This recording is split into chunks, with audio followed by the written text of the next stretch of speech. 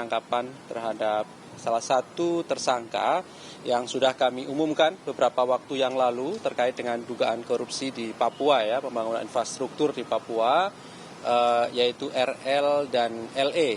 RL sudah dilakukan penahanan sebagai tersangka pemberi suap, jadi salah satu tersangka pemberi suap terhadap LE, di mana LE sendiri kan teman-teman juga tahu telah ditetapkan sebagai tersangka selain penerima suap juga dugaan gratifikasi, begitu ya. Kami sudah melakukan pemanggilan sebelumnya secara patut dan sah kepada yang bersangkutan beberapa waktu yang lalu yang sudah kami umumkan juga kepada masyarakat tentunya. Tetapi kemudian kami juga memiliki penilaian terhadap tersangka ini yang sekalipun penasehat hukumnya telah menyampaikan terkait dengan keadaan dari tersangka ini, misalnya dengan narasi sakit dan bahkan kemudian berkirim surat secara dokumen tentang kesehatan dari tersangka LE ini. Tetapi sekali lagi kami juga tidak serta-merta percaya begitu saja memenuhi permintaan dari penasehat hukum tersangka LE misalnya untuk segera berobat ke Singapura. Sehingga untuk itulah kami melakukan pemeriksaan langsung di Papua sebagaimana ketentuan pasal 113 KUHP, begitu ya. Kami ingin tegaskan 113 KUHP itu memberikan ruang bagi penyidik untuk bisa melakukan pemeriksaan secara langsung di tempat kediaman tersangka sehingga tidak ada pelanggaran terhadap proses-proses dimaksud. Justru kemudian proses penyidikan perkara ini menjadi terpenuhi syarat formilnya berupa berita acara pemeriksaan terhadap tersangka LE ini maupun berita acara pemeriksaan lainnya termasuk kesehatan dari tersangka. Berikutnya kan teman-teman juga tahu bahwa ternyata tersangka LE ini muncul di ruang publik, gitu kan, untuk meresmikan beberapa proyek di pemerintahan Provinsi Papua. Nah, tentu ini kan kami sayangkan informasi dan data yang disampaikan oleh penasehat hukum. Maka kami ikuti betul bagaimana kemudian pemberitaan ini muncul dan termasuk faktual yang ada terhadap keberadaan dari tersangka LE. Sehingga paralel dengan proses pengumpulan alat bukti yang terus kami lakukan sebagai kelengkapan dari bukti permulaan yang telah kami miliki. Ini perlu kami garis bawahi ya teman-teman terkait dengan bukti permulaan. Jadi tidak berhenti ketika dalam proses penyidikan ada bukti permulaan itu dianggap cukup. Tidak. Tetapi justru dari bukti permulaan itulah terus kami kembangkan dengan mengumpulkan alat bukti. Sehingga kami terus lakukan itu dan kemudian tim juga bergerak ke lapangan beberapa hari yang lalu dan analisis kami hari ini memang kemudian harus dilakukan penangkapan, sehingga kami lakukan upaya itu. Tadi sudah dilakukan penangkapan dan saat ini masih dalam proses untuk dibawa ke Jakarta tentunya untuk dilakukan pemeriksaan lanjutan sebagai tersangka oleh tim penyidik KPK. Nah, proses berikutnya tentu nanti kami akan sampaikan setelah pemeriksaan seperti apa nantinya. Apakah kemudian syarat subjektif, syarat objektif, sebagaimana ketentuan pasal 21 hukum acara pidana itu terpenuhikah atau tidak, sepenuhnya menjadi kewenangan tim penyidik KPK, begitu ya. Kalaupun kemudian terpenuhi, tentu kami bisa lakukan upaya paksa karena ini proses penyidikan, seperti halnya proses penahanan, begitu. Pasti kami nanti akan sampaikan perkembangannya, tetapi sejauh ini memang masih pada proses-proses memindahkan, ya, membawa tersangka ini dari Papua menuju Jakarta. Begitu ya, teman-teman. Mas Lukas ditangkap sendiri atau sama orang lain, Mas?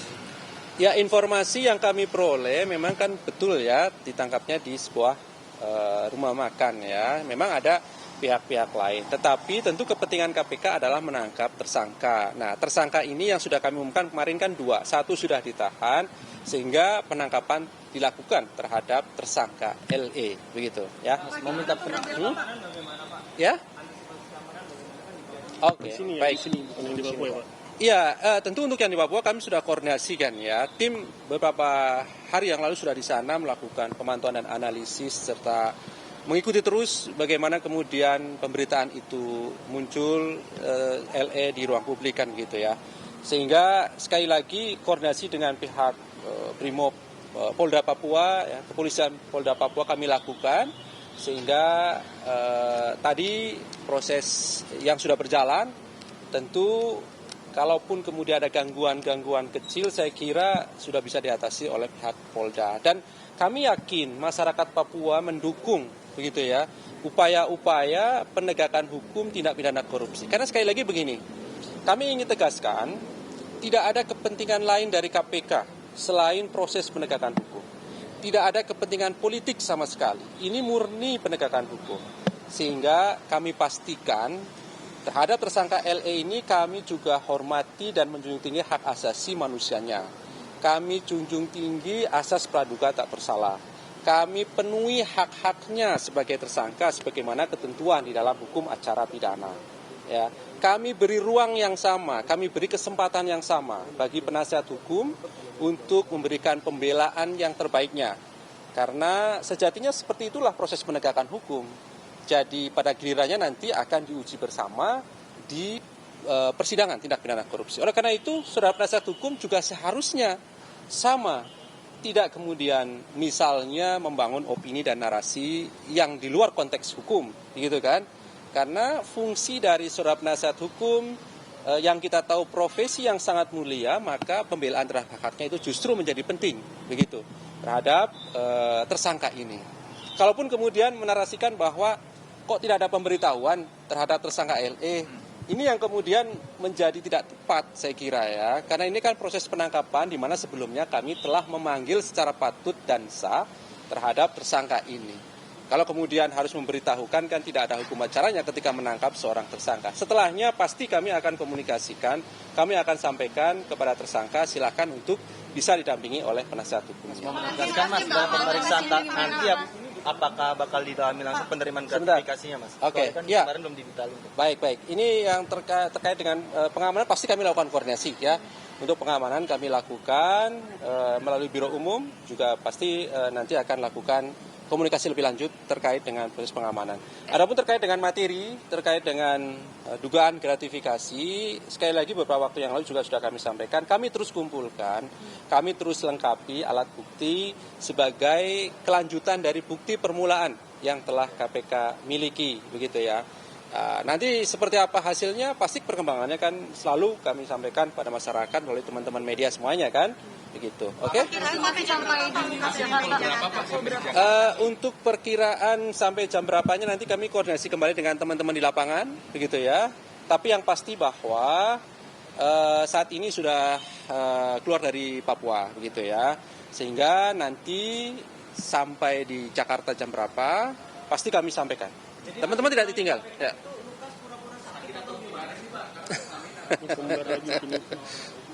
Ya teman-teman sudah melihat sendiri kan, ternyata kemudian kan tersangka LE muncul di ruang publik dalam keadaan yang teman-teman bisa lihat. Tidak seperti yang dinarasikan dan bahkan tanda kutip diancamkan kan oleh penasihat hukumnya.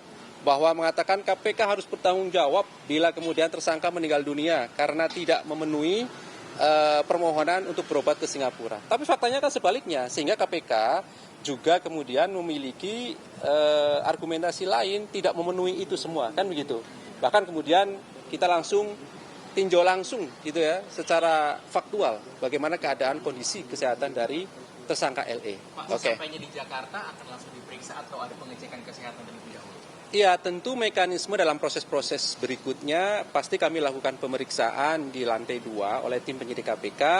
Pemeriksaan kesehatan sebagai pemenuhan hak dari tersangka pasti kami lakukan, ya. Karena ketika tersangka ataupun seseorang bahkan saksi pun ketika dilakukan pemeriksaan pasti juga kemudian kami lakukan pemeriksaan kesehatannya.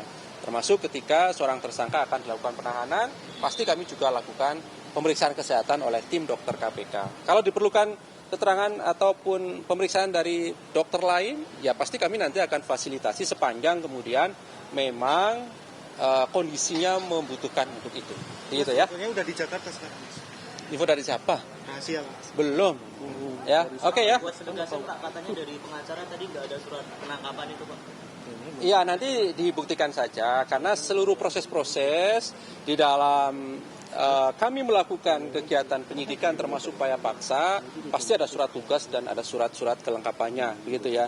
Sekali lagi, karena seluruh proses penyidikan itu pada akhirnya akan diuji, ya, diuji baik di pra peradilan, diuji maupun di pengadilan tindak pidana korupsi, maka kami pastikan setiap langkah yang diambil oleh KPK, kami kaji betul aturan hukumnya, kami patuhi betul aturan hukumnya, tidak lepas dari aturan hukum. Ya, kan sering kami katakan bahwa di dalam menegakkan hukum KPK tidak akan pernah melanggar hukum itu sendiri, termasuk hukum acara pidana. Begitu, ya. Oke, cukup. Sip ya. Mas, katanya ada penggeledahan kasus Bupati Bantaran. Nanti satu-satu. Oke ya, thank you ya. Terima kasih ya. Pak.